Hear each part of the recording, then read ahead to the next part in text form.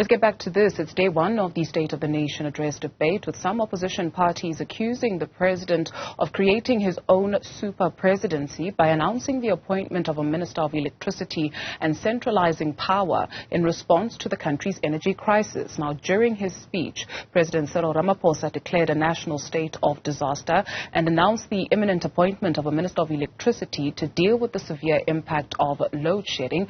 Athi Mtongana is attending that sitting, which has since taken a break for lunch. And of course, we've seen it all that usually comes with a SONA debate, the mudslinging, and this time around the opposition singing from the same hymn book, outright rejecting the state of disaster and the appointment of the electricity minister.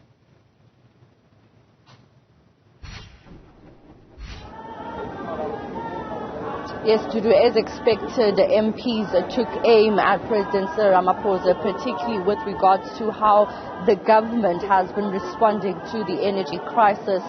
Some of the ANC MPs who were speakers on the list today even went as far as to rebut what the opposition has been saying by saying that, in fact, the Democratic Alliance has actually been calling for the declaration of a state of disaster, but has now turned around wanting to challenge that decision by the president by taking it to court. So I'd like us to actually listen to what actually came out, besides the politics that we saw play out back and forth between the Minister of Police and the leader of the Economic Freedom Fighters in relation to how they were talking about, some of the threats that some members of the EFF have had insofar as their safety is concerned, including Marshal Dlamini from the Economic Freedom Fighters. Let's listen to Minister Mondli Ngugubeni talking about what government is doing to deal with the energy crisis.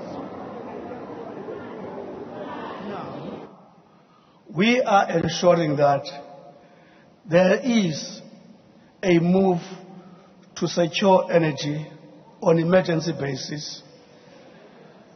Where we are sitting as we speak now, there is, under the leadership of this president, acceleration of procurement of energy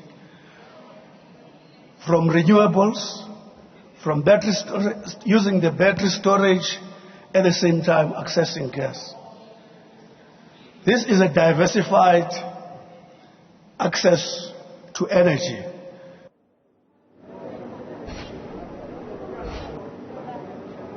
It was also interesting to hear the Minister of Mineral Resources and Energy, Mr. Gwede Mandashe, touching on that issue around how they are describing the incoming Minister of Electricity to one being a project manager. He went as far as to explain what they mean as a ruling party when they refer to this incoming Minister of Electricity as a project manager. However, I want us to go back to listen to what the official opposition party had to say, slamming the president and the government about the response to the energy crisis. Getting the state out of the way of private electricity generation, he gave sweeping powers to the very same minister who abused those powers during the COVID crisis last year. Instead of deregulating and unleashing private sector electricity generation, he has centralized even more power in his super presidency. Instead of privatizing failed state-owned enterprises, he's created a massive new state-owned enterprise to provide fresh looting opportunities for the cadres. As expected, parliamentarians took straight to the issue of the energy crisis, and we presume that is what the rest of the other speakers on the list will also be focusing. Of course, there are many other issues that have been touched on, which include crime, gender-based violence, and corruption, and the then implementation of the Zondo recommendations from the State Capture Commission of Inquiry. We'll continue to listen to more of those speeches from the MPs. And it is important to note that this is day one. Tomorrow is going to be day two. And then on Thursday, we'll hear from President Ramaphosa responding to the MPs. Alrighty. Athi Mtongana, thank you very much for that update. Here's what else we heard. The EFF's leader, Julius Malema, says the party has submitted a motion of no confidence against the National Assembly Speaker, Nosiviwe Mapisa-Nqakula. Members of the party were forcibly removed from the Cape Town City Hall last week for trying to disrupt the President's State of the Nation address. We have already submitted a motion of no confidence against Mrs. Nosiviwe Mapisa-Nqakula, and we officially withdraw our honor we previously showed her.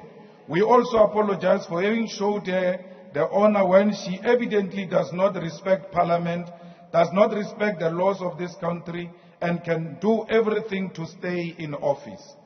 Under no circumstances should a democratic Parliament be harassed and intimidated by the state security forces.